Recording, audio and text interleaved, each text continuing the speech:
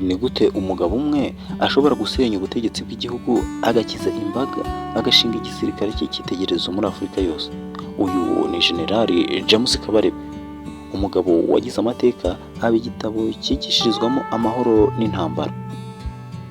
James Kabarebe yavukiye i Byumba mu Rwanda mu 1959, aza guhungira muri Uganda akiri umwana muto cyane. Muri Uganda niho yakuye amasomo ya gisirikare no gukunda igihugu. Yahuje ubuhanga n'ubutwari ahinduka ishema ry'umusirikare utajegajega. Mu 1990 Kabarebe yinjiye mu rugamba rwo kubohora u Rwanda nk'umwe mu bayobozi b'ingabo za RPA. Ni umwe mu batangije imbere intsinzi y'urugamba. Niwe waremye iyo ntsinzi y'urugamba hanini binyuze mu bumenyi, ubuyobozi budasanzwe no gutegura ibitero by'ubuhanga. Yamenyekanye cyane ubwo yayoboraga igitero cyatembagaje abantu bari bateguye jenoside, maze akabasha kuyihagarika binjiye Kigali barokora abatutsi ibihumbi n'ibihumbi. Kabarebe yabaye umugaba mukuru w'ingabo za RDF mu mwaka wa 2022 kugeza 2013. Nyuma yaho yabaye minisitiri w'ingabo kugeza 2018, anagirwa umujyanama mukuru wa perezida mu by'umutekano kugeza magingo aya. Mu gihe cye RDF yahindutse igisirikare cy'amahoro cyoherezwa abasirikare mu butumwa bwa Loni muri Afurika yose.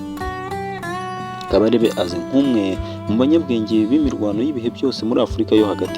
Amakuru avuga ko yagize uruhare rukomeye mu gushyiraho tekinike na strategy zo guhagarika jenoside. Ibihugu byinshi biramwubaha, abandi bamwubaha nk'umuntu ufata impande zose za Afurika, nk'umusirikare w'icyitegererezo muri Afurika yose. Afatwa nk'umusirikare udakunda amagambo menshi, ari kugira ingamba zisobanutse. Akenshi avuga ku rubyiruko ndetse akaruhanura, akavuga ko ari rwo Rwanda rufite ejo hazaza. Yemeza ko igisirikare atari urusaku, ahubwo ari ikinyabupfura no guharanira icyiza.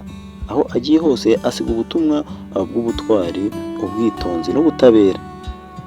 RDF ifite isura y'icyitegererezo, ifite amahugurwa, ubushobozi n'indangagaciro z'umwimerere. Ibyo byose RDF ibikesha uyu mugabo James Kabarebe, umugabo w'igihangange ntazibagirana mu mateka y'u Rwanda nk'intwari y'umunyabwenge ndetse akaba n'umuyobozi mwiza. James Kabarebe ni intwari idatezuka ku kimenyetso cy'uyu gisirikare. Aho ari hose ni umusirikare w'indangagaciro. Si ku ntwaro gusa, uyu mugabo w'imitego y'intsinzi, ibikorwa bye bimugira umurage w'u Rwanda.